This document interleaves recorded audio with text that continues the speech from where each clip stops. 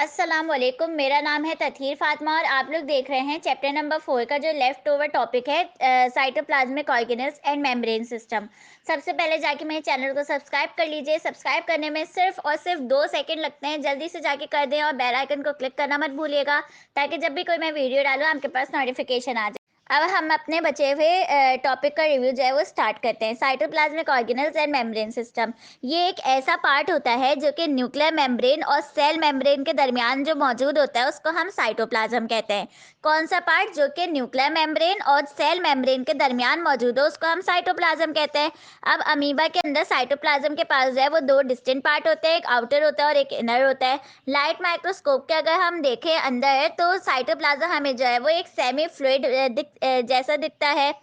किस तरह अपेयर होता है? सेमी फ्लूइड अपेयर होता है और जो कि पूरे सेल को जो है वो अपने फ्लूइड से फिल कर देता है। अब साइटोप्लाज्मिक की जो मूवमेंट होती है ना, साइटोप्लाज्म की जो स्ट्रीमिंग मूवमेंट होती है उसको हम कहते हैं साइक्लोसिस। ये बात याद रखिएगा sir. Cytoplasm exhibit active streaming movement around the inner surface of the cell. This movement is known as cyclosis. आपको जो है वो 2 नामों में बहुत कंफ्यूजन हो जाएगी अगर आप समझेंगे नहीं। एक होता है साइक्लोसिस और एक होता है साइटोसोल। साइक्लोसिस का मतलब होता है मूवमेंट ऑफ साइटोप्लाज्म और साइटोसोल का मतलब होता है सॉल्यूशन। अब हम आगे पढ़ते हैं कि साइटोप्लाज्म जो है वो कंसिस्ट करता है कुछ ऑर्गेनल्स पर, जो कि जो है वो सेल का हाफ वेट बना रहे होते हैं। आप ये एज अ की पॉइंट लिखें, साइटोप्लाज्म 50% जो है वो सेल वेट बनाता है, हाफ वेट सेल का साइटोप्लाज्म लेता है। और साइटोसोल जो है वो सेल सोल्यूशन होता है जिसके अंदर ऑर्गेनल्स जो है वो रहते हैं। साइटोसोल जो है वो एक वाटरी सोल्यूशन होता है, salt, sugar, amino acid, protein, fatty acid, nucleotide और भी बहुत सारे मटेरियल्स का। अब अगर हम इलेक्ट्रॉन माइक्रोस्कोप के अंदर देखें तो ये पता चलता है कि साइटोप्लाज्म जो है वो सिंपल कोलाइड नहीं है, बल्कि इसके अंदर जो है वो माइन्यूट ऑर्गेनल्स होते हैं और टाइनी फिलामेंट्स होते हैं, माइक्रोफिब्रिल्स होते हैं जो कि एक तरह का स्केलेटन बना रहे होते हैं, सेल को रिजिडिटी प्रोवाइड कर रहे होते हैं और यूनिसेलुलर ऑर्गेनिज्म को हेल्प कर रहे होते हैं मूवमेंट के अंदर। अब ये जो ऑर्गेनल्स हैं उनमें से कुछ जो है वो ये लिखे हुए हैं। A variety of cytoplasmic organelles are present in cells, majority of them are membrane bound. और ज्यादातर जो है वो मेम्ब्रेन बाउंड होती है। सबसे पहले आप वही एक और दफा यहाँ पे की पॉइंट जो है वो दोबारा से लिख लें कि भाई अगर आपसे पूछा जाए कि नॉन मेम्ब्रेन कौन सा होता है, डबल मेम्ब्रेन कौन सा होता है और सिंगल मेम्ब्रेन कौन सा है, तो बस आप पहले 2 चीजें याद कर लें, नॉन मेम्ब्रेन और डबल मेम्ब्रेन के नाम। बाकी जितने भी इसके अलावा होंगे वो सारे के सारे सिंगल मेम्ब्रेन होंगे। नॉन मेम्ब्रेन में VCR, वैक्यूल सेंट्रियोल राइबोसोम। दोबारा मेरे साथ साथ बोलें, VCR, वैक्यूल सेंट्रियोल राइबोसोम। और डबल मेम्ब्रेन में हमारे पास भी 3 होते हैं, न्यूक्लियस, माइटोकॉन्ड्रिया, क्लोरोप्लास्ट। कौन से 3 होते हैं? Nucleus, mitochondria, chloroplast. और क्लोरोप्लास्ट के अंदर भी जो है वो प्लास्टिड्स। ठीक है, ये वैसे मैंने पहले आपको बता चुकी हूँ लेकिन दोबारा याद पक्का पक्का दिमाग में हो जाए इसलिए मैं बार बार ये सारी चीज़ें दोहराती रहती हूँ। फिर हमारे पास अब बहुत ही इंपॉर्टेंट ऑर्गेनल्स के नाम जो है वो शुरू हो रहे हैं जिसमें से बहुत ज़्यादा एमसीक्यूज बन के आते हैं। पहला हमारे पास है एंडोप्लाज्मिक रेटिकुलम। ऊपर की जो 2 डेफिनेशन है साइक्लोसिस और साइटोसोल के होते हैं, ये भी बहुत इंपॉर्टेंट है, ये पता होना चाहिए। और एक और आप की पॉइंट लिख लें कि जो न्यूक्लियर मेम्ब्रेन और सेल मेम्ब्रेन मिलके साइटोप्लाज्म बनाता है, न्यूक्लियर मेम्ब्रेन और प्लाज्मा मेम्ब्रेन मिलके एंडोप्लाज्मिक रेटिक्यूलम बनाता है। दोबारा रिपीट कर रही हूँ, न्यूक्लियर मेम्ब्रेन के साथ अगर सेल मेम्ब्रेन मिलेगा तो वो साइटोप्लाज्म का पार्ट होगा इसके दरमियान। न्यूक्लियर मेम्ब्रेन के साथ अगर प्लाज्मा मेम्ब्रेन मिलेगा तो उसके जो है वो क्या होगा? एंडोप्लाज्मिक रेटिक्यूलम होगा। ये बात जो है वो ध्यान में रखिएगा। फिर हमारे पास है एंडोप्लाज्मिक रेटिक्यूलम। क्या मैंने पहले बताया कि क्या होगा endoplasmic reticulum? Nuclear membrane plus plasma membrane is equals to endoplasmic reticulum. अब हम इसको पढ़ते हैं। यहाँ पे ये लिखा हुआ है कि जो न्यूक्लियर मेम्ब्रेन होती है वो एक्सटेंड कर रही होती है प्लाज्मा मेम्ब्रेन से न्यूक्लियर मेम्ब्रेन तक। वही जो मैंने अभी आपको बात बताई थी। ये ट्यूब लाइक सिस्टम होता है लिपिड और प्रोटीन का। 2 तरह के एंडोप्लाज्मिक रेटिकुलम होते हैं, एक होता है स्मूथ एंडोप्लाज्मिक रेटिकुलम, एक होता है rough endoplasmic reticulum. Smooth endoplasmic reticulum का एक और नाम है जिसको हम कहते हैं ए ग्रेन्युलेटेड, और जो रफ एंडोप्लाज्मिक रेटिकुलम का नाम है उसका नाम है ग्रेन्युलेटेड। जहां पर ए आ जाए ना उसका मतलब होता है नो, मतलब कि नहीं है। ए ग्रेन्युलेटेड, नो राइबोसोम्स। ठीक है, ग्रेन्युलेटेड, प्रेजेंस ऑफ राइबोसोम्स। अब लिखा हुआ है कि smooth endoplasmic reticulum is not associated with ribosomes. के स्मूथ एंडोप्लाज्मिक रेटिकुलम का एक और नाम था, वो क्या था, ए ग्रेनुलेटेड। तो उसके अंदर जो है वो राइबोसोम्स नहीं मौजूद होते, लेकिन ये किस चीजों में पाया जाता है, किन सेल्स में पाया जाता है, ये स्टेरोलाइट प्रोड्यूसिंग सेल्स में पाया जाता है, जैसे कि adipose cells, fat cells, intestinal cells, glycogen storing cells, liver and the muscle cell. ये पता होना चाहिए कि किस तरह के प्रोड्यूसिंग सेल्स में पाया जाता है, तो ये स्टेरोलाइट प्रोड्यूसिंग सेल्स में पाया जाता है। अब रफ एंडोप्लाज्मिक रेटिकुलम के बारे में बताया जा रहा है, इसका एक और नेम है, ये है ग्रेनुलर एंडोप्लाज्मिक रेटिकुलम। इसके पास राइबोसोम्स होते हैं और वो भी बाहर के सरफेस के ऊपर होते हैं। Rough endoplasmic reticulum occur mostly in protein synthesising cells, जो प्रोटीन बना रहे होते हैं सेल्स, उनके अंदर जो है वो पाया जाता है, जैसे कि मैमेलियन सलाइवरी ग्लैंड्स और पेनक्रियास। अब जो सारे ज्यादातर जो सेल्स होते हैं उनके पास रफ एंडोप्लाज्मिक रेटिकुलम भी होता है, स्मूथ एंडोप्लाज्मिक रेटिकुलम भी होता है, लेकिन हर सेल के पास डिफरेंट डिफरेंट होते हैं। जैसे कि कुछ के पास जो है वो सिर्फ एंडोप्लाज्मिक रेटिकुलम रफ आ रहा होगा, कुछ के पास स्मूथ, कुछ के पास दोनों तरह के होंगे। तो अब ये जो बॉक्स लिखा हुआ है ये बहुत ही इंपॉर्टेंट है, ये आप ध्यान से सुने। ये जो बहुत कॉन्सेप्ट है ना कि भाई विटामिन डी जो है वो सन से डायरेक्ट, हाँ आ तो रही है, लेकिन क्या किस चीज से आ रही है ये अभी आपको पता चलेगा। स्मूथ एंडोप्लाज्मिक रेटिकुलम का काम है ये कि smooth endoplasmic reticulum in the skin converts cholesterol into the lipid compound. के वो जो स्मूथ एंडोप्लाज्मिक रेटिकुलम होता है ना, वो कन्वर्ट करता है कैरेस्ट्रॉल को एक लिपिड कंपाउंड में, और वो जो लिपिड कंपाउंड है उसको हम विटामिन डी कहते हैं। कैरेस्ट्रॉल किस में कन्वर्ट हो रहा है, विटामिन डी में कन्वर्ट हो रहा है। किसकी मदद से हो रहा है, स्मूथ एंडोप्लाज्मिक रेटिकुलम की मदद से हो रहा है। मतलब विटामिन डी जो है वो कैरेस्ट्रॉल से कन्वर्ट होकर बनता है। अच्छा, जब सनलाइट जो है वो मैन के जिस्म पर, स्किन पर स्ट्राइक करती है, तो विटामिन जो है वो उसको स्ट्रॉन्ग करता है, हेल्दी बोन्स बनाने में मदद करता है। एक ऐसा हुआ था कि जो नॉर्थ अफ्रीकन वुमेन, एक बिडियन ट्राइब में जो थी, वो क्या करते हैं, वो लोग के डार्क फुल लेंथ गारमेंट पहनते हैं और डार्क पहनते हैं, जिसकी वजह से सनलाइट का एक्सपोजर हो जाता है। तो उसके एंडोप्लाज्मिक रेटिकुलम उनके स्किन के अंदर जो है वो विटामिन डी नहीं बना पाता है। इसका जो रिजल्ट निकलता है वो ये निकलता है कि उनकी बोन्स जो है वो सॉफ्ट होती हैं और वीक होती हैं। मतलब कि इन शॉर्ट हमें इस बॉक्स से ये पता चला कि कैरेस्ट्रॉल विटामिन डी के अंदर कन्वर्ट होता है, और वो भी कौन करवाता है, स्मूथ एंडोप्लाज्मिक रेटिकुलम। फिर हमारे पास नीचे लिखा हुआ है the endoplasmic reticulum has many important functions. पहले ये क्या करता है, अच्छा राइबोसोम्स कौन बना रहा था, न्यूक्लियोलस बना रहा था, ठीक है। अब उनको सपोर्ट कौन प्रोवाइड कर रहा है, एंडोप्लाज्मिक रेटिकुलम। या आप एज अ की पॉइंट लिख ले कि उनको बना कौन रहा है, न्यूक्लियोलस बना रहा है, उनको सपोर्ट कौन दे रहा है, एंडोप्लाज्मिक रेटिकुलम दे रहा है। एंडोप्लाज्मिक रेटिकुलम एक स्ट्रक्चर फ्रेमवर्क बनाते हैं सेल का, जिसके पास जो है वो इंक्रीज सरफेस होता है मेटाबॉलिक रिएक्शंस के लिए। अब हमारे पास पेज नंबर 64 है कि इनका काम क्या होता है। ये जो है वो इंपोर्ट और एक्सपोर्ट करवाते हैं, ये याद रखें। ये जो है वो प्रोटीन्स बनाते हैं, ये याद रखें। और किस चीज़ में हेल्प करते हैं, हार्मफुल ड्रग्स को जो है वो ख़त्म करने में हेल्प करते हैं, डिटॉक्सिफाई करते हैं, उनके हार्मफुल प्रोडक्ट्स की डिटॉक्सिफिकेशन करते हैं, स्टोरेज करवाते हैं। और क्या चीज़ रिलीज़ करते हैं, तो ये कैल्शियम आयंस रिलीज़ करते हैं। इसके जो ये इंपॉर्टेंट जो फंक्शंस थे मैंने आपको पूरे बताए हैं, इसको हाईलाइट कर लीजिए। एज इट इज़ एमकेट में जो है वो ये लिखे हुए आ जाएंगे और पूछा जाएगा कि भाई ये फंक्शंस किसके हैं। तो आपको जो है वो हर फंक्शन, हर नाम, मतलब हर चीज़ पता होनी चाहिए। आप जिस तरह पढ़ रहे हैं ना, ये आपको, अच्छा अगर आप जो है वो अगर आप पढ़ते पढ़ते भूल जाते हैं, तो आप ये क्या करें कि आप पूरा दिन जो पढ़ा करें ना, वो रात में बैठ के किसी और को समझा दिया करें, बल्कि दोस्त को ही फ़ोन कर दिया करें और कहा करें कि आओ यार आज मैं तुम्हें समझाता हूँ। वो भी खुश हो जाएगा, कहेगा वाओ कि मतलब मेरे दोस्त को बड़ा मेरा सोच रहा है कि मुझे पढ़ाने बैठ गया, और उसको क्या पता कि तो आप अपने फायदे के लिए कर रहे हैं। तो मतलब आप अपनी भलाई का सोचा करें, दूसरे का भी सोचा करें, और दूसरे को अपना याद करने के लिए दूसरों का भी फायदा करवा दें कि यार मुझे पक्का हो जाएगा तो आज मैं किसी ऐसे दोस्त को फ़ोन करता हूँ जिसको मुझे लगता है कि उसको ये वाला चैप्टर नहीं आता होगा। भाई फ़ोन कर लो अपने प्यारे से दोस्त को और कह दें कि आओ भाई आज मैं तुम्हें समझाता हूँ। वो भी खुश, आप भी खुश, आप भी पक्का हो जाएगा आपका। इस तरह याद कर लिया करें।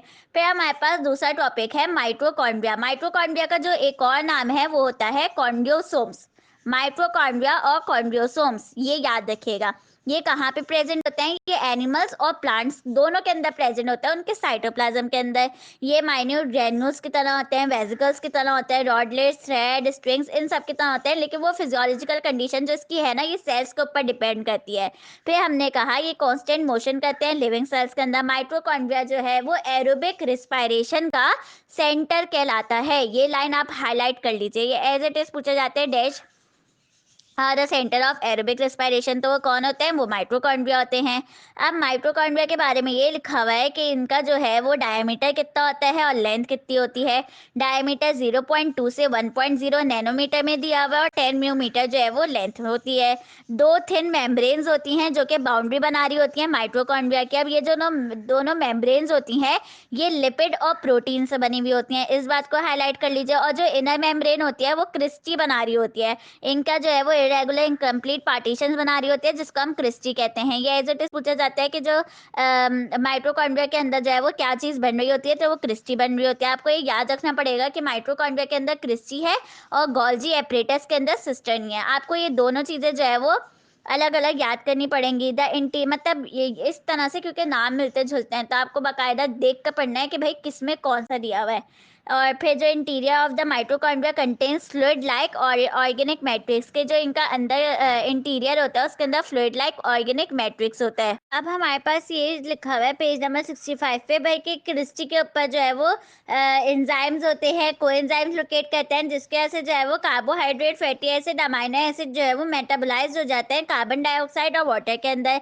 एनर्जी जो है वो एटीपी के फॉर्म में होती है, जो कि इस प्रोसेस के दौरान जो है वो रिलीज होती है और स्टोर किसके अंदर होती है? माइटोकॉन्ड्रिया के अंदर होती है। एटीपी का जो फुल फॉर्म है वो है एडिनोसाइन ट्राइफॉस्फेट।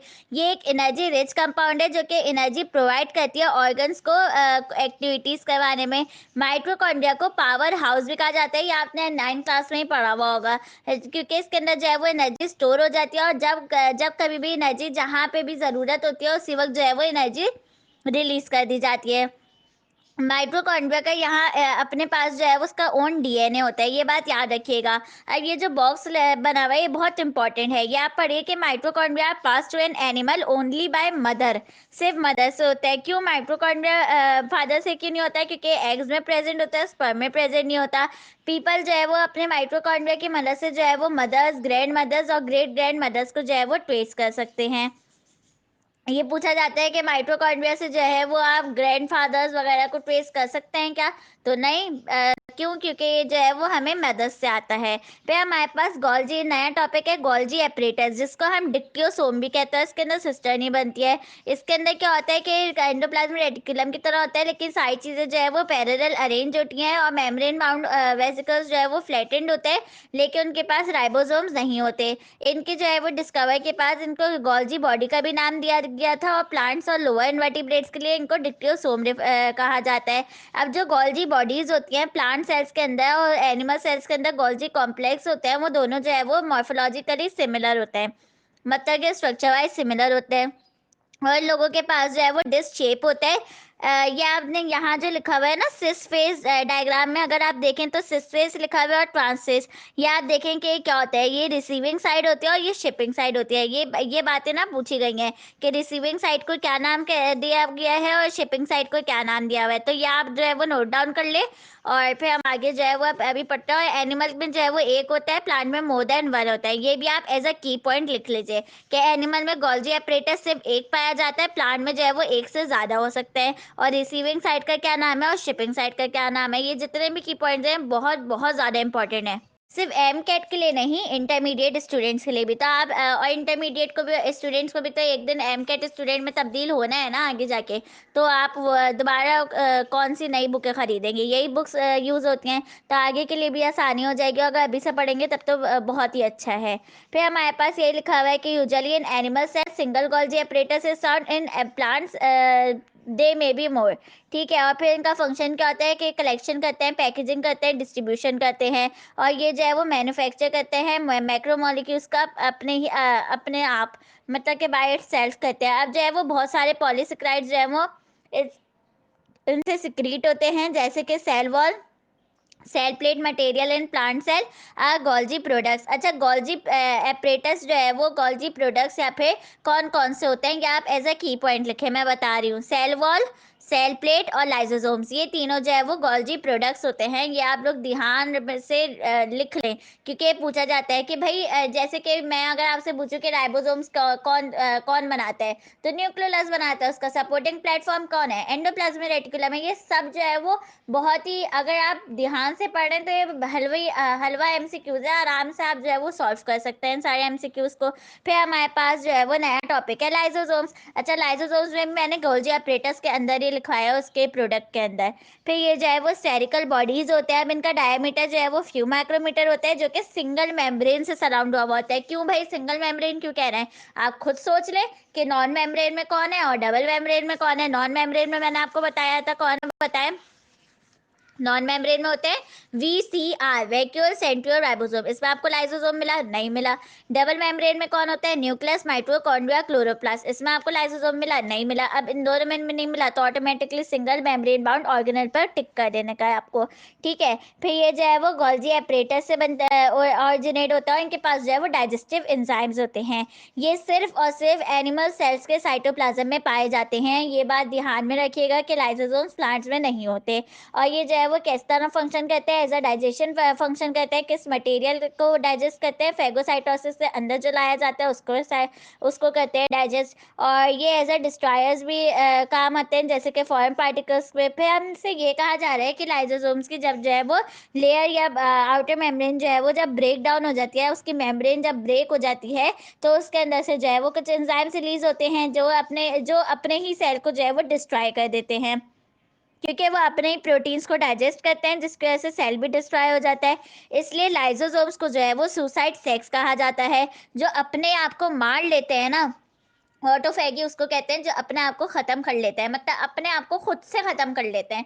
किसी और की ताकत या किसी और की पावर से हम खत्म नहीं किए जाते, हम अपनी ही गलती से अपने आप को खत्म कर लेते हैं, उसको हम ऑटोफैगी कहते हैं। और लाइसोसोम्स जो है वो सुसाइड सेक कराता है, क्योंकि उसके अंदर ऑटोफैगी हो जाती है। अब हमारे पास है नया टॉपिक लाइसोसोमल स्टोरेज डिजीज। भाई मतलब एक एंजाइम होता है लाइसोसोमल एंजाइम, जिसकी एब्सेंस की वजह से जो है वो अनडाइजेस्टिव ग्लाइकोजन जो है वो स्टोरेज होना शुरू हो जाती है, जिसकी वजह से जो है वो ऑर्गेनल्स वगैरह की स्वेलिंग होती है, इरिवर्सिबल डैमेज चला जाता है सेल्स और टिश्यूज से। और ये जो एंजाइम होता है उसका नाम है अल्फा ग्लूकोसाइडेज। 30 और डिसऑर्डर्स जो है वो रिपोर्ट किए गए हैं, जिनमें से 3 यहाँ पे जो है वो मौजूद है।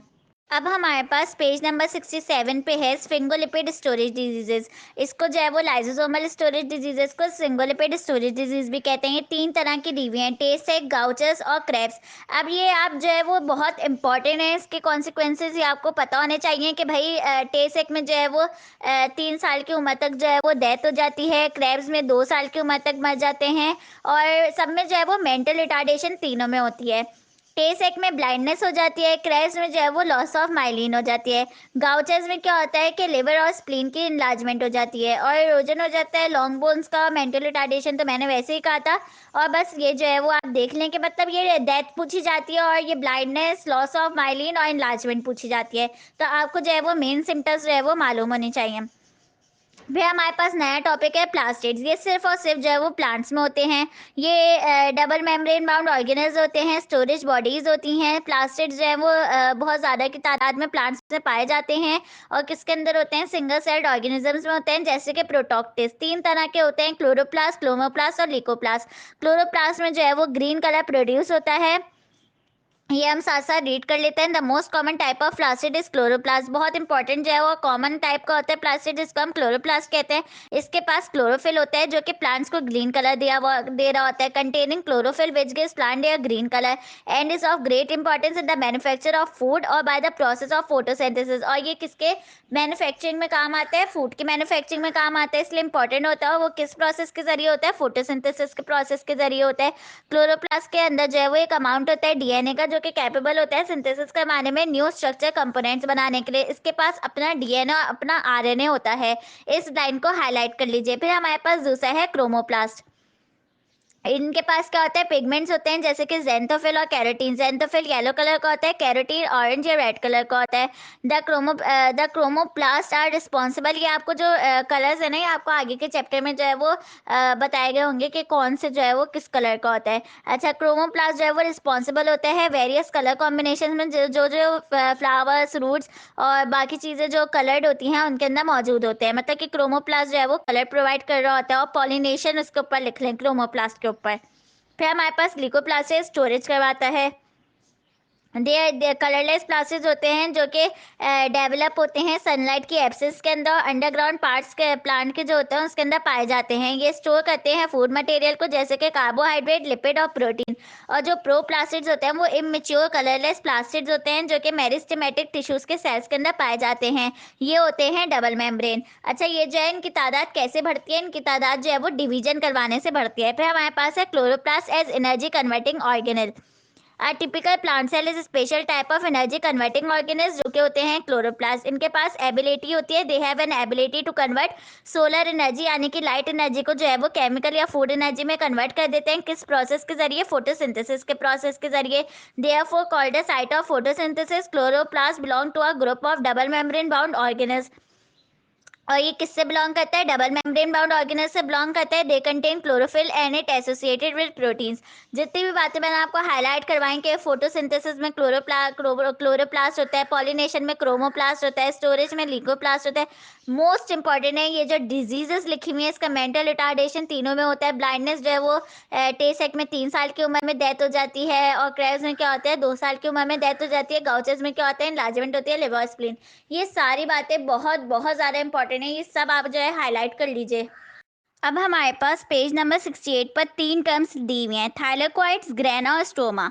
अब हम साथ साथ में रीड कर दूंगी और समझा दूंगी इन तीनों टर्म्स के क्या मतलब हैं। कि inside the chloroplast other membranous system arrange into flattened sac, उसको हम थैलेकोइड्स कहते हैं। कि क्लोरोप्लास्ट के अंदर जो है वो कुछ मेम्ब्रेनस सिस्टम अरेंज हुए हुए होते हैं फ्लैटेंड सैक के अंदर, जिसको हम थैलेकोइड्स कहते हैं। ये आप जब बायो एनर्जेटिक्स का चैप्टर पढ़ेंगे तो उसके अंदर आपको पता चलेगा कि इसके अंदर लाइट रिएक्शन होता है।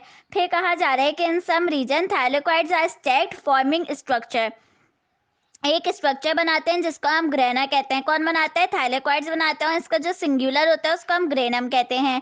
प्लूरल को यानी ग्रेना कहा जा रहा है और सिंगुलर को ग्रेनम कहते हैं। अब थैलेकोइड के बाहर एक फ्लूइड मौजूद होता है जिसका नाम है stoma. The fluid outside the thylakoid called stoma. नीचे जो हमारे पास एक छोटा सा पैराग्राफ दिया हुआ है, इसमें ये है कि क्लोरोप्लास्ट जो है वो एनर्जी कन्वर्टिंग ऑर्गेनल की तरह काम करता है। अब इसके बारे में बताया गया कि भाई फोटोसिंथेसिस के दौरान क्लोरोफिल जो है वो सनलाइट की एनर्जी को कैप्चर करता है, उसको जो है वो ट्रांसफर कर देता है दूसरे मॉलिक्यूल्स के अंदर जो कि थाइलेकोइड मेम्ब्रेन के अंदर मौजूद होते हैं। ये मॉलिक्यूल्स जो है वो उस एनर्जी को एटीपी के अंदर ट्रांसफर कर देते हैं, और जो एनर्जी कैरियर्स होते हैं वो स्टोमा के अंदर जाके डिफ्यूज हो जाते हैं। ये जो एनर्जी होती है ये यूज़ की जाती है, क्यों यूज़ की जाती है? कार्बन डाइऑक्साइड से शुगर बनाने के लिए। तो इन शॉर्ट सारा जो ये प्रोसेस शुगर से, वो कार्बन डाइऑक्साइड से शुगर बन रहा है फाइनल चीज़, ये इसके अंदर जो है वो क्लोरोप्लास्ट होता है जो कि एनर्जी कन्वर्टिंग ऑर्गेनल की तरह काम करता है, जिसकी वजह से एनर्जी के ही थ्रू जो है वो कार्बन डाइऑक्साइड शुगर में कन्वर्ट हो जाता है। ड्यूरिंग फोटोसिंथेसिस के दौरान chlorophyll captures the energy of sunlight and transfer it to other molecules. Chlorophyll sunlight की एनर्जी को कैप्चर कर रहा है और ट्रांसफर कर रहा है दूसरे मॉलिक्यूल्स को इन द थैलेकोइड मेम्ब्रेन, जो थैलेकोइड मेम्ब्रेन में मौजूद होते हैं। These molecules in turn transfer the energy to ATP, और ये मॉलिक्यूल्स क्या करते हैं? उस एनर्जी को एटीपी में ट्रांसफर कर देते हैं। And other energy carrier molecules, the energy carrier diffuse into stoma, और जो एनर्जी कैरियर्स होते हैं वो किसके अंदर डिफ्यूज हो जाते हैं? स्टोमा के अंदर डिफ्यूज हो जाते हैं, जहां पर इस एनर्जी को यूज किया जाता है। Where their energy is use to drive the synthesis of sugar from carbon dioxide, जहां पर ये यूज किए जाते हैं कार्बन डाइऑक्साइड से शुगर बनाने के लिए। Due to this movement of energy from one form to another, chloroplast जो है वो क्या कहा जा रहा है? Energy converting organelle. फिर हमारे पास एक नया टॉपिक है पैराक्सोम्स। ये क्या होते हैं? ये सिंगल मेम्ब्रेन होता है। क्यों? क्योंकि मैंने आपको नॉन मेम्ब्रेन और डबल मेम्ब्रेन तो बताया हुआ है। नॉन मेम्ब्रेन कौन से होते हैं? जल्दी से आप लोग एक दफ़ा सोचिए तो आपको याद आ जाएगा। वीसीआर होते हैं, vacuole centriole ribosome. Double membrane कौन से होते हैं? Nucleus, mitochondria, chloroplast. यानी क्लोरोप्लास्ट के अंदर कौन होते हैं? प्लास्टिड्स होते हैं। तो इसमें आपको कहीं पेरिक्सोम दिखा दोनों में से किसी भी उसमें? नहीं ना, तो इसको सिंगल मेम्ब्रेन कह देंगे। सिंगल मेम्ब्रेन बाउंडेड माइक्रोबॉडीज होती हैं जिनके पास जो है वो एंजाइम्स होते हैं जो कि हाइड्रोजन एटम को ऑक्सीजन में ट्रांसफर कर रहे होते हैं और हाइड्रोजन परऑक्साइड बना रहे होते हैं, जो कि टॉक्सिक मॉलिक्यूल होता है। लेकिन वो फौरन ही जो है वो ब्रेक हो जाता है एक एंजाइम के जरिए। हाइड्रोजन पर ऑक्साइड हमेशा याद रखें कि वो वाटर के अंदर कन्वर्ट होता है एक एंजाइम के जरिए जिसका नाम है कैटालेस। ये बहुत इंपॉर्टेंट है, ये केमिस्ट्री में पूछा जा सकता है कि जाता है कि हाइड्रोजन पर ऑक्साइड जब वाटर में कन्वर्ट होता है तो उसके दौरान कौन सा जो है वो एंजाइम यूज होता है, तो उसका नाम है कैटालिस्ट, वरना बायो के अंदर तो पूछा ही जाता है। Peroxisomes are abundant in cells that are metabolising alcohol. Peroxisomes are believe to help in detoxification of alcohol. मतलब ये टॉक्सिक कंपाउंड्स को जो है वो डिटॉक्सिफाई कर देते हैं। जैसे कि और ये किस में पाए जाते हैं? Found in plants and animals. जैसे कि अगर कोई इंसान है जो कि अल्कोहल पीता है तो उसका जो है वो आधा ये डिटॉक्सिफाई कर देता है, उसके अंदर से खत्म कर देते हैं। अब हमारे पास पेज नंबर 69 पे एक छोटा सा बॉक्स बना हुआ है, इसमें लिखा हुआ है कि पेरिक्सोम्स के बाद जो है वो कुछ एंजाइम्स होते हैं जो कि डैमेजिंग कंपाउंड्स, जो कि नुकसान पहुंचाने वाले कंपाउंड्स होते हैं, उनको ब्रेक कर देते हैं। और ये लिवर और किडनीज के सेल में ज़्यादातर मौजूद होते हैं, क्योंकि जो अल्कोहल जाता है उसकी वजह से किसको नुकसान पहुंचाया जाता है? लिवर और किडनीज को बचाया जाता है। तो इसका अगर वो मतलब कि कितना परसेंट, अगर मैं कहूँ कि वो 100% जो है वो पूरा अल्कोहल की बोतल पी रहा है, तो उसका 50% जो है वो डिटॉक्सिफाई करवा देता है पेरिक्सोम्स के अंदर जो एंजाइम्स होते हैं। फिर हमारे पास एक नया टॉपिक है ग्लाइकोजाइम। ये जो है ये इनको स्पेशलाइज्ड पेरिक्सोम्स कहा जाता है, ये आप लिख लें। इनको जो है वो स्पेशलाइज्ड पेरिक्सोम कहा जाता है। यहाँ पे लिखा है कि ये अनदर टाइप है माइक्रोबॉडीज की, लेकिन ये किस में मौजूद होती है? सिर्फ और सिर्फ प्लांट में मौजूद होती है, जबकि पेरिक्सोम्स जो है वो एनिमल्स और प्लांट्स दोनों के अंदर मौजूद होते हैं। Another type of microbodies found in plants only which are also considered as specialised peroxisomes. और ये क्या कहलाते हैं? स्पेशलाइज्ड पेरिक्सोम्स होते हैं, जिनको हम ग्लाइकोजाइमोम्स कहते हैं। They are found in the fat storing tissues. और ये कहाँ पे पाए जाते हैं? जहाँ पे फैट स्टोर होता है। ऐसे टिश्यूज में पाए जाते हैं जहाँ पे फैट स्टोर होता है। ये ग्लाइकोजाइम, अच्छा, ये सिंगल लेयर्ड बाउंडेड मेम्ब्रेन होता है। ऐसे आप पता कर लें कि नॉन मेम्ब्रेन और डबल मेम्ब्रेन को याद करें, जब आपको उनके नाम पता चल जाएंगे तो ऑटोमेटिकली आप इसमें सिंगल मेम्ब्रेन पे टिक लगा देंगे। क्यों? क्योंकि वो उन दोनों में मौजूद ही नहीं होगा इसका नाम। फिर कहा जा रहा है कि ग्लाइकोसोम्स के अंदर एक ऐसा एंजाइम होता है जो कि कन्वर्ट करता है फैटी एसिड को शुगर के अंदर। ऐसे एंजाइम्स होते हैं, ये एज इट इज लाइन आ जाएगी कि भाई ग्लाइकोजाइम्स के पास जो एंजाइम होता है वो क्या किस चीज के कन्वर्जन करवा रहे होते हैं? वो फैटी एसिड को शुगर में कन्वर्ट कर रहे होते हैं। फिर हमारे पास है साइटोस्केलेटन। साइटोसोल क्या है आपको ये पता होना चाहिए कि साइटोसोल जो है वो वाटरी सोल्यूशन होता है, वो सोल्यूशन होता है अमाइनो एसिड्स वगैरह का। हमने पीछे इसकी डेफिनेशन क्लियर कर ली थी। साइटोसोल जो है वो 3 डायमेंशनल नेटवर्क के अंदर ऑर्गेनाइज होता है, जो कि फिब्रस और प्रोटीन का होता है, जिसको हम साइटोस्केलेटन कहते हैं। ये इंपॉर्टेंट रोल प्ले करता है mitosis, meiosis, cytokinesis, cell wall deposition, maintenance और सेल शेप और सेल डिफरेंशिएशन के अंदर। 3 तरह के साइटोस्केलेटन होते हैं। ये भी पता होना चाहिए कि कितने तरह के होते हैं? 3 तरह के होते हैं। माइक्रोफिलामेंट, इंटरमीडिएट फिलामेंट, माइक्रोट्यूब्यूल, इसके नाम भी पता होने चाहिए। फिर हमारे पास माइक्रोफिलामेंट में लिखा हुआ है कि सॉलिड स्ट्रेंथ होता है, इसका डायमीटर 7 नैनोमीटर इन डायमीटर होता है और सेवरल सेंटीमीटर होती है इसकी लेंथ के अंदर। और ये स्पेशली कहाँ पे मौजूद होता है? मसल सेल्स के अंदर मौजूद होता है। इस लाइन को आप हाईलाइट कर लीजिए। फिर ये लिखा हुआ है कि 2 एक्टिन चेन पे कंसिस्ट करता है, जो कि एक दूसरे से जो है वो इंटरवाइन हो रही होती है हेलिकल फैशन के अंदर। और कुछ ऐसे माइक्रोफिलामेंट्स होते हैं जिसके पास मायोसिन और एक्टिन दोनों प्रोटीन होते हैं। ये ऐसे फंक्शन को परफॉर्म करते हैं जो कि मसल को कॉन्ट्रैक्ट करवा रहे होते हैं, सेल शेप के अंदर चेंजेस ला रहे होते हैं, साइटोप्लाज्म की डिवीजन करवा रहे होते हैं एनिमल सेल्स के अंदर। क्यों? क्योंकि अच्छा, एनिमल सेल्स के अंदर। और ये याद रखिएगा कि ये सिर्फ जो है वो ग्लाइकोजाइम्स कहाँ पे प्रेजेंट होते हैं?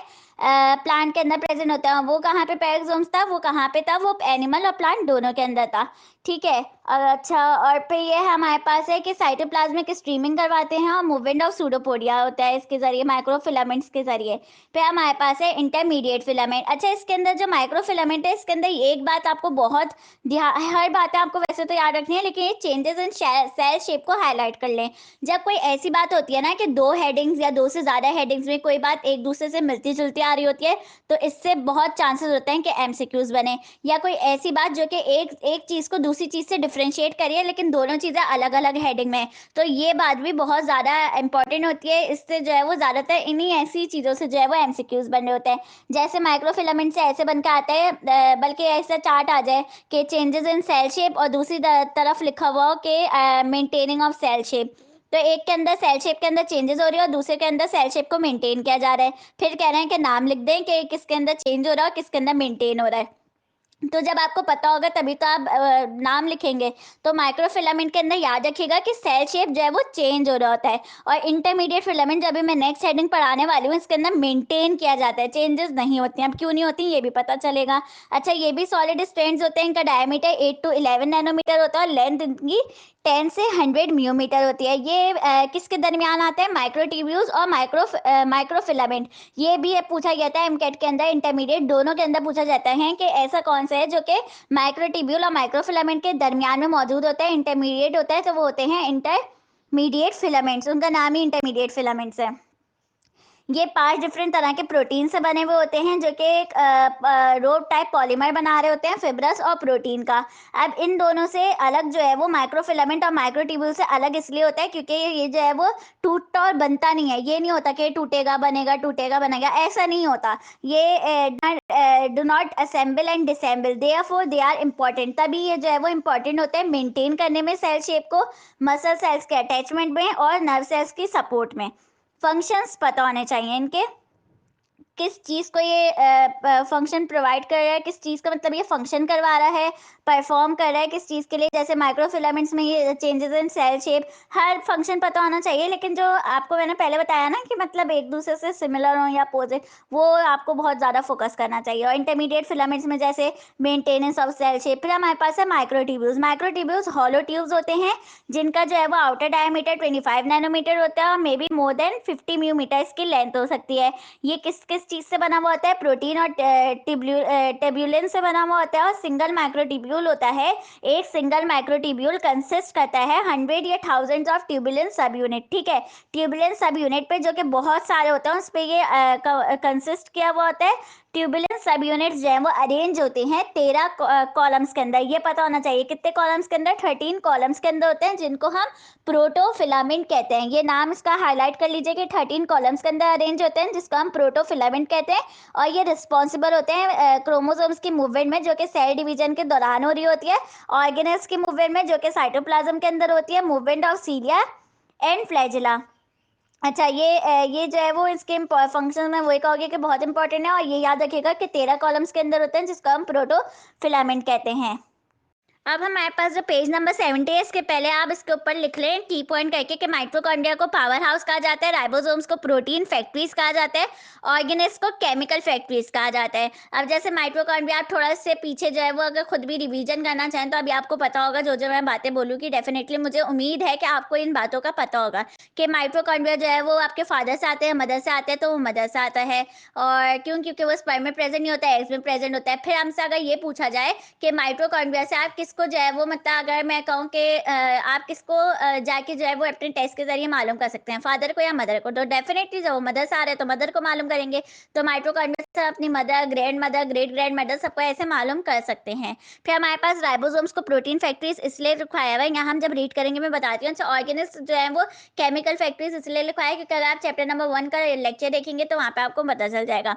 राइबोसोम्स को इसलिए राइबोसोम्स कहा जाता है क्योंकि इसके अंदर हाई कंसंट्रेशन के अंदर राइबोन्यूक्लिक एसिड पाया जाता है।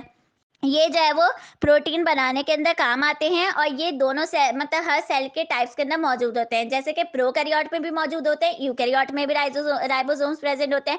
लेकिन एक बहुत बड़ा डिफरेंस ये है कि प्रोकैरियोट के अंदर ये फ्रीली भी फ्री होते हैं, बिल्कुल कभी किसी से अटैच नहीं होते। प्रोकैरियोट में हमेशा फ्री रहते हैं साइटोप्लाज्म के अंदर, जबकि यूकैरियोटिक सेल्स में ये फ्री भी हो सकते हैं लेकिन ये अटैच भी हो सकते हैं एंडोप्लाज्मिक रेटिकुलम से। ये दोनों बहुत जो है वो मेन पॉइंट है, इस बात को ध्यान में रखिएगा। और ये 5 डिफरेंट तरह के जो है वो 50 डिफरेंट तरह के प्रोटीन से जो है वो बने हुए होते हैं। एक सेल के अंदर जो है वो मिलियंस ऑफ राइबोसोम्स पाए जाते हैं, वो सारे के सारे आइडेंटिकल होते हैं। अब ये प्रोटीन की सिंथेसिस में काम आते हैं, इसलिए इसको हम प्रोटीन फैक्ट्रीज कहते हैं। Under the direction of the nucleus they produce the protein needed by the cell. और ये किसकी डायरेक्शन में प्रोड्यूस करते हैं? प्रोटीन को न्यूक्लियस की डायरेक्शन में प्रोड्यूस करते हैं। Each ribosome consist of 2 unequal सब यूनिट्स। एक राइबोसोम जो है वो 2 अनइक्वल सब यूनिट्स पर कंसिस्ट करता है। एक होता है लार्जर सब यूनिट और एक होता है स्मॉलर सब यूनिट। अब जो लार्जर सब यूनिट होता है वो डोम शेप्ड होता है और जो स्मॉलर सब यूनिट होता है वो कैप बनाता है, फ्लैट कैप मतलब एक ढक्कन सा बना देता है। फ्लैट सरफेस जो होती है ना, पहले आप ये देखें कि डोम शेप्ड होता है लार्जर सब यूनिट। अब जो उसकी फ्लैट सरफेस है ना, उसके ऊपर स्मॉलर जो सब यूनिट होता है वो उसके ऊपर कैप बनाता है। किसकी फ्लैट सरफेस पर? लार्जर सब यूनिट की। स्मॉलर वन क्या बनाता है? कैप बनाता है। कहाँ बनाता है? लार्जर सब यूनिट की फ्लैट सरफेस पर। अब जो राइबोसोम्स होते हैं, यही लिखा हुआ है कि वो एंडोप्लाज्मिक रेटिकुलम से कुछ जो मिलने होते हैं वो किसकी मदद से मिलते हैं? वो लार्जर सब यूनिट्स की मदद से मिलते हैं। राइबोसोम्स जो है वो स्मॉलेस्ट ऑर्गेनल्स में जो है वो पाए जाते हैं, मतलब जो सबसे स्मॉलेस्ट ऑर्गेनल्स होते हैं उनके अंदर पाए जाते हैं। फिर हमसे कहा जा रहा है they are among the most vital cellular components. Recent investigation revealed that ribosomes are manufactured. अच्छा, राइबोसोम्स जो है वो हमने इसमें पढ़ लिया था कि कहाँ पे मैन्युफैक्चर्ड होते हैं? न्यूक्लियोलस में होते हैं। और वहां से वो साइटोप्लाज्म के अंदर चले जाते हैं किसके जरिए? न्यूक्लियोपोस्ट के जरिए। लेकिन हमने ये बात पढ़ ली थी कि राइबोसोम्स कहाँ पर मैन्युफैक्चर होते हैं, कहाँ पर बनते हैं? न्यूक्लियोलस के अंदर बनते हैं। फिर हमसे जो है वो नया टॉपिक है सेंट्रियोल। सेंट्रियोल जो है वो पहले ऊपर लिख लें कि बैरल शेप्ड होते हैं और ये 9 सेट ऑफ ट्रिपलेट माइक्रोट्यूब्यूल होते हैं। 9 सेट ऑफ ट्रिपलेट माइक्रोट्यूब्यूल, वैसे पढ़ेंगे तो इसमें भी हाईलाइट कर लीजिएगा। इन एनिमल सेल्स माइक्रोट्यूब्यूल्स कहाँ से निकलते हैं? वो माइक्रोट्यूब्यूल ऑर्गेनाइजिंग सेंटर से निकलते हैं जो कि न्यूक्लियस के करीब मौजूद होते हैं। उसको हम सेंट्रोसोम कहते हैं। अब सेंट्रोसोम जो कि एनिमल सेल के अंदर होते हैं वो पेयर कहलाते हैं सेंट्रियोल्स का। सेंट्रोसोम क्या होता है? एक पेयर होता है, सेंट्रियोल्स का पेयर होता है। सेंट्रियोल्स जो है वो शॉर्ट होते हैं, बैरल शेप्ड होते हैं। सेंट्रियोल कैसा होता है? शॉर्ट होता है और बैरल शेप्ड होता है। माइक्रोट्यूब्यूल कहाँ से निकल लेते हैं? माइक्रोट्यूब्यूल ऑर्गेनाइजिंग सेंटर, जिसको हम सेंट्रोसोम कहते हैं। सेंट्रोसोम होता क्या है? सेंट्रियोल्स का पेयर होता है। सेंट्रियोल्स कैसे होते हैं? शॉर्ट होता है, barrel shaped structures of microtubule और एक दूसरे के परपेंडिकुलर होते हैं। Each centriole is composed of 9 set of triplet microtubule. एक जो सेंट्रियोल होता है वो 9 सेट ऑफ ट्रिपलेट माइक्रोट्यूब्यूल, मतलब हर सेट में 3 माइक्रोट्यूब्यूल प्रेजेंट होंगे और 9 सेट्स होंगे इसके। ये पूछा गया था कि सेंट्रियोल के अंदर बताएं कि कितने टोटल माइक्रोट्यूब्यूल्स होते हैं। ये नहीं पूछा गया था कि सेट कितना होता है, और ये भी नहीं पूछा गया था कि एक सेट के अंदर कितना होता है। वो कह रहे हैं कि टोटल बता दें कि कितने होते हैं। तो ये है एमकेट में पूछा गया था। तो 9 3 जा कर लेगा, 9 सेट होता है और उसमें 3 होते हैं, तो 9 3 जा 27, तो 27 माइक्रोट्यूब्यूल्स होते हैं। और वो अरेंज जो है वो होते हैं एक रिंग के अंदर। जब जो है वो सेल डिवाइड होता है तो सेंट्रोल्स जो है वो रेप्लिकेट होते हैं और मूव करते हैं अपोजिट साइड, सेल के अपोजिट साइड के ऊपर। और जो है वो जो थ्रेड लाइक फाइबर्स होती है वो सेंट्रोल से निकलना शुरू हो जाती है हर डायरेक्शन के अंदर, जिसको हम एस्ट्रल वेव्स कहते हैं। ये एक दफा रीड कर लेते हैं। In animal cell microtubules radiate from a microtubule organising centre near the nucleus called centrosome. के माइक्रोट्यूब्यूल्स जो है वो माइक्रोट्यूब्यूल ऑर्गेनाइजिंग सेंटर से निकलती है जो कि न्यूक्लियस के करीब होता है, उसको हम सेंट्रोसोम कहते हैं। विद इन द अच्छा, सेंट्रोसोम का मतलब होता है nucleus body. Within the centrosome of an animal cell is a pair of centrioles. अच्छा, जो सेंट्रोसोम होता है एनिमल सेल का, वो क्या उसके अंदर क्या होता है? पेयर होते हैं सेंट्रोस के। Centrioles are short barrel shaped structures of microtubule. Centrioles कैसे होते हैं? शॉर्ट होते हैं, बैरल शेप्ड स्ट्रक्चर्स होते हैं माइक्रोट्यूब्यूल के, lying perpendicular to one another, एक दूसरे के परपेंडिकुलर होते हैं। Each centriole is composed of 9 set of triplet microtubule. एक सेंट्रियोल जो है वो कंपोज हुआ होता है 9 सेट ऑफ ट्रिपलेट माइक्रोट्यूब्यूल और एक सेट के अंदर 3 होता है। अगर मैं टोटल पूछूं तो 27 होंगे क्योंकि हमने 9 को 3 से मल्टीप्लाई कर दिया। अरेंज इन अ रिंग, और रिंग के अंदर अरेंज होते हैं। When a cell divides the centrioles replicate move to opposite side of the cell and thread like fibres begin to radiate from centrioles in all direction called aster. इसके जब एक cell divide होता है तो सेंट्रोज जो है वो रेप्लिकेट करते हैं और सेल के अपोजिट साइड के ऊपर जाते हैं और फिर वहां से थ्रेड लाइक फाइबर्स जो है वो निकलना शुरू हो जाते हैं, हर डायरेक्शन के अंदर जाते हैं, जिसको हम एस्ट्रल रेस कहते हैं। अब हमारे पास पेज नंबर 72 पर इस चैप्टर का लास्ट टॉपिक है, वो है वैक्यूल्स। वैक्यूल्स जो है वो वैसे नॉन प्रोटोप्लाज्मिक होते हैं, मतलब उसके अंदर प्रोटोप्लाज्म नहीं होता सिवाय फूड वैक्यूल्स के। उनके अंदर प्रोटोप्लाज्मिक होता है, प्रोटोप्लाज्म होता है, इसलिए वो प्रोटोप्लाज्मिक होते हैं। अच्छा, बाकी जो नॉन प्रोटोप्लाज्मिक होता है उसके अंदर जो कैविटीज होती हैं उसके अंदर लिक्विड फिल्ड हुआ होता है। साइटोप्लाज्म के अंदर इनके ये जो सराउंड होते हैं वो एक मेम्ब्रेन से होते हैं, दो से होते हैं, तीन से होते हैं। तो एक ये ऐसी मेम्ब्रेन से होते हैं जिसका नाम है टोनोप्लास्ट। और टोनोप्लास्ट एक सेलेक्टिवली परमिएबल मेम्ब्रेन होती है क्योंकि वो कुछ ही सब्सटेंसेस को जो है वो अलाउ करती है अंदर आने के लिए। एनिमल सेल्स के अंदर ये सिर्फ जब ज़रूरत होती है उसी वक्त जो है वो बनते हैं। और ये मेच्योर सेल्स के अंदर ज़्यादा प्रोमिनेंट होते हैं, इमेच्योर सेल्स के अंदर लेस प्रोमिनेंट होते हैं। जो वैक्यूल्स प्लांट सेल्स के अंदर होते हैं वो फिल्ड हुए हुए होते हैं सेल सेप से। इसलिए वो कैसे एक्ट करते हैं, स्टोर हाउस मतलब स्टोरेज करवाते हैं और एक प्लांट डिफेंस के अंदर मदद करते हैं। और प्लांट सेल के इनलार्जमेंट में मदद करते हैं। और एनिमल सेल्स के अंदर जो लाइसोसोम्स होते हैं वो किसके एंजाइम्स के अंदर होते हैं, हाइड्रोलिटिक एंजाइम्स उसके अंदर होते हैं।